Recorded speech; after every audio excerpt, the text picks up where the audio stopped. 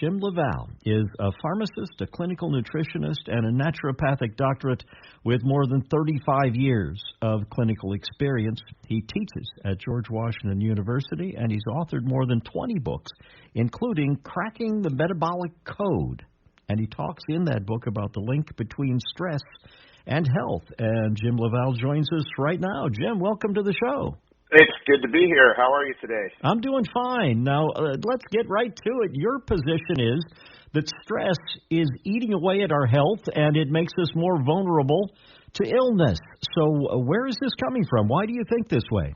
Well, I mean, there's a tremendous amount of clinical literature that's been published that shows that as people get under chronic stress and they start to alter their stress response, no, the obvious one is you can be more prone to colds and flu, because when you're under chronic stress, it kind of lowers your ability to fight off, flu bugs, cold bugs. But more importantly, there's hidden signs to that stress that I think a lot of people don't realize could be giving them an indicator that, hey, I got to do something about this.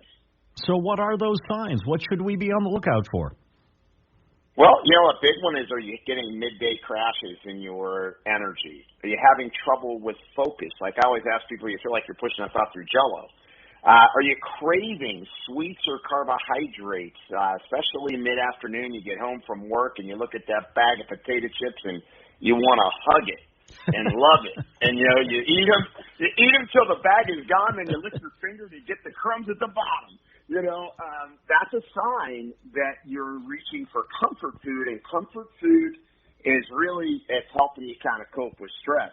The other big one is having trouble with sleep or staying asleep. A lot of people don't realize that insomnia is a disorder of hyperarousal, meaning your brain takes on too much stress in the day, and now your body doesn't say make melatonin, and you can't go to sleep at night, or you pop up in the middle of the night thinking of what you got to do the next day. So that's a biggie. Your blood pressure could start to creep up a little bit. Your heart rate could start to creep up a little bit. You may notice that you're not recovering from exercise the way you used to. All of these things are signs that, the stress response is starting to get to you. And look, you don't have to have anxiety. Think about the last time you felt overcommitted in your day, or that you're making a list because you're not getting things done, or that somebody sent you an email and you got frustrated. Or you've got issues either at home or at work. All these things kind of add up, and our nervous system thinks they're all white tigers.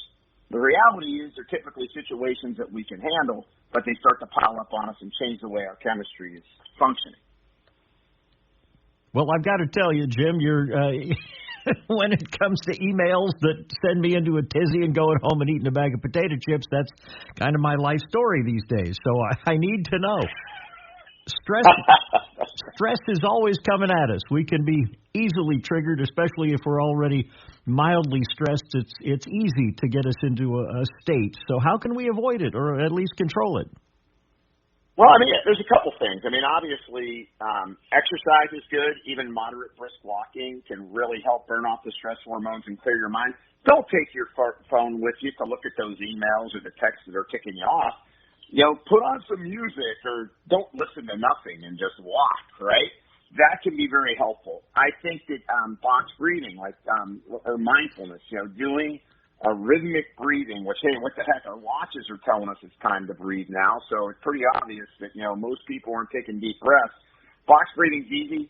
4 seconds in, hold 4 seconds, 4 seconds out, hold 4 seconds. Do that for 3 minutes. When you're exhaling, get rid of the stress. Be grateful for something at the end of that 3 minutes of breathing. Do that in maybe mid-afternoon and in the evening. And then, especially if your blood pressure is off, or you're noticing that your immune system is, you're getting colds and flus more frequently, I love turning to certain nutrients. Aged garlic extract, for example. Studies at the University of Florida show that aged garlic extract improved your gamma-delta T killer cells. Those are the T killer cells that get out there and fight those cold and flu bugs. The other benefit is it's been shown in multiple human studies to lower your blood pressure and improve the flexibility of your blood vessels, because when you get under stress, your blood vessels get stiff. So if people are interested in aged garlic extract, that's known as Kyolic in the market. But really important, because heart disease is still a number one killer, and when you are under stress all day long, you're at a 3.25 times more risk of developing heart disease and mood disorders. A lot of people don't realize that. And these are all clinical trials in the most prestigious journals that are being published. So we've been talking about long-term stress, but you also say that short-term anxiety can actually strengthen our immune system. So can you give us an idea what's the contrast here? Well, I mean, acute stress. So, hey, something happens and it really, rightfully sets off your fight or flight response, actually empowers your immune system.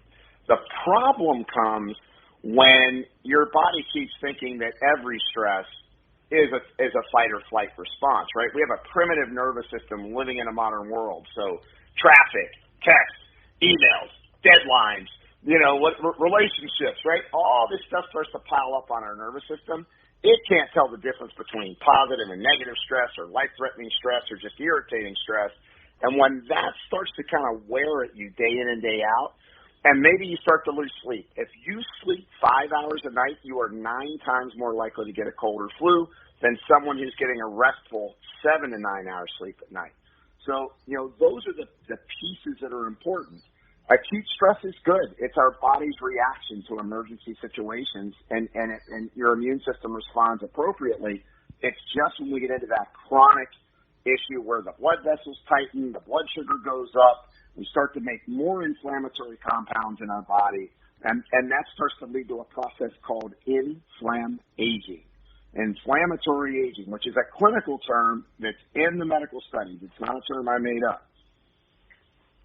Let me ask you this, Jim. I want to jump back to something you said a minute ago, and you talked about just breathing exercises to reduce your stress levels. Can things that simple really be of assistance? You're talking about complex metabolic problems here. Can I just think my problems away or just deep breathe them away? You can't just think your problems away, right? But the reason you do a breathing exercise, and I've been in clinical practice for 38 years, and I've taught this for a good 35 years, it helps to reset basically the vagal tone or the vagus nerve that is basically telling your lungs to expand and contract and get oxygen. And that the more stress we get, the more shallow we breathe, and we don't oxygenate our tissues. More importantly, we don't get that nervous system to calm down. So, yes, breathing exercises can help. Counseling can help. Exercise can help. And eating better can help, because even the fact that you're spiking your blood sugar a lot, that can contribute to raising the stress hormone cortisol in your bloodstream. So is there a way to know? I mean, can we take a test or just assess ourselves and have some kind of a concrete idea of how stressed we are? Because we all get used to it. We get accustomed to living in a particular state. So what can we do? Great question. So the first thing is realize, am I overcommitted? Am I feeling anxious? Am I having trouble with sleep? Am I looking for that bag of potato chips when I get home? That's number one. Two is look at your blood pressure in morning and night. Your blood pressure should drop in the evening. If it's not, and your blood pressure's a little high, over 120 over 80, maybe you're at 130 over 90, that's telling you, hey, little stress tension's probably contributing there. Where's your heart rate at? And then you can measure cortisol in your blood, and cortisol has been correlated in a bunch of studies that if you measure that, and if it's high or if it's too low, that means that chronic stress is either wearing you down or you're in the middle of a lot of stress.